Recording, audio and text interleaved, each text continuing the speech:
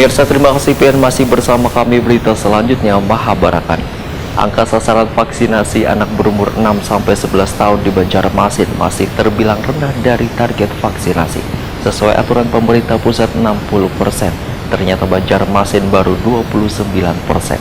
Sehingga warga yang anaknya belum bervaksin diminta agar secepatnya divaksin dengan mendatangi puskesmas wan gerai-gerai pelayanan kesehatan.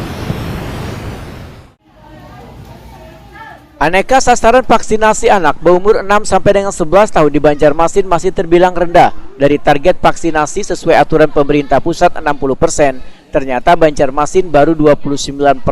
PLT Kepala Dinas Pendidikan Banjarmasin Nuryadi Wahetakuni Primati besokan Kamis 10 Maret 2022 memadahkan dari 53.777 peserta didik berumur 6 sampai dengan 11 tahun, baru sekitar 15.163 siswa yang bervaksin.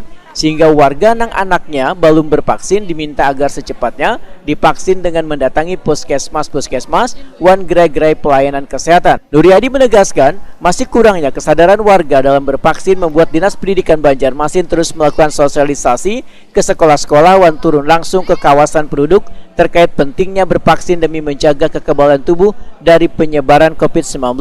Sementara kuitan siswa menuntut Dinas Pendidikan, ujar Nuryadi, agar melaksanakan pembelajaran tatap muka. Sedangkan pembelajaran tatap muka belum bisa dilaksanakan 100% dikarenakan masih banyak peserta didik yang belum bervaksin. Dinas Pendidikan Banjarmasin pun mengambil kebijakan bagi sekolah yang sudah melaksanakan vaksinasi, baik guru, tenaga pengajar, dan peserta didiknya, maka bisa melaksanakan pembelajaran tatap muka 100%. Namun bagi sekolah yang belum melakukan vaksinasi, maka sekolah bersangkutan tetap melaksanakan pembelajaran jarak jauh.